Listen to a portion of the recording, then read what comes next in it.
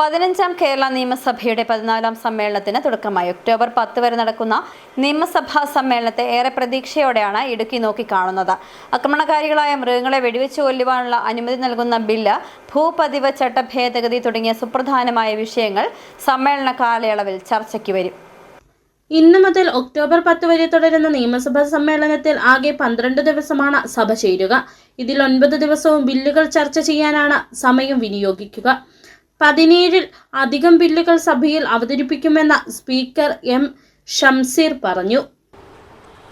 2 ദിവസം അനൗദ്യോഗിക അംഗങ്ങളുടെ private member ബില്ലിന് വേണ്ടിയും സഭാ സമ്മേളനം ഷെഡ്യൂൾ ചെയ്തിട്ടുണ്ട്. ഈ സെഷനിൽ 4 ബില്ലുകളാണ് ഇപ്പം തീരുമാനിച്ചിട്ടുള്ളത്. ബാക്കി ഏതൊക്കെ ബില്ലുകൾ എങ്ങനെയൊക്കെ എടുക്കണം എന്നുള്ള കാര്യം നാളെ റെഫറൻസിന് ശേഷം ബിസിനസ് അഡ്വൈസറി കമ്മിറ്റി ചേർന്ന് തീരുമാനമെടുക്കുന്നതാണ്. 2024 കേരള പൊതുവിൽപ്പന നികുതി ഭേദഗതി ബിൽ, 2025 കേരള സംഘങ്ങൾ രജിസ്ട്രേഷൻ ബിൽ, 2025 കേരള ഗുരുവായൂർ ദേവസ്വം ഭേദഗതി ബിൽ, 2025 കേരള കയർ തൊഴിലാളി ക്ഷേമ സെസ് ഭേദഗതി ബിൽ. ഈ 4 ബില്ലുകളാണ് ഇപ്പോൾ ഷെഡ്യൂൾ ചെയ്തിട്ടുള്ളത്. ഇതിന് പുറമെ ഏതാണ്ട് 13ഓളം കൂടി ബില്ലുകൾ വരുമെന്നാണ് ഞങ്ങൾ പ്രതീക്ഷിക്കുന്നത്. അതിൻ്റെ ഷെഡ്യൂൾ സംബന്ധിച്ച് 13 BSc ഡിസ്കസ് ചെയ്ത് തീരുമാനിക്കും. ഇടുക്കി ഏറെ പ്രതീക്ഷയോടെ കാത്തിരിക്കുന്ന ഭൂപതിവ് ചട്ടഭേദഗതി അടക്കം സഭയിൽ ചർച്ചയ്ക്ക് വരുമെന്നാണ് വിവരം.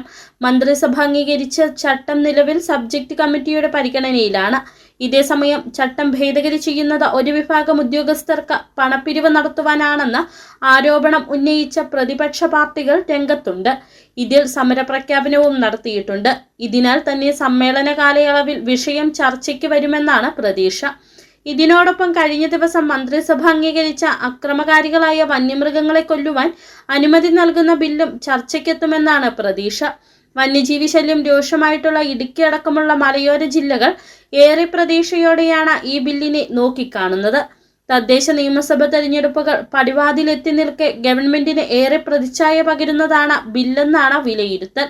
ഇതേസമയം ഇലക്ഷൻ മുന്നിൽ കണ്ടുള്ള നീക്കമാണെന്ന് പ്രതിപക്ഷവും തിരിച്ചടിച്ചേക്കും. അന്തരിച്ച മുൻ മുഖ്യമന്ത്രി VS അച്യുതാനന്ദൻ, PP തങ്കച്ചൻ, വാഴൂർ സോമൻ എന്നിവർക്ക് അന്തിമോപചാരം അർപ്പിച്ച് ഇന്ന് സഭ പിരിഞ്ഞു. News desk, city vision.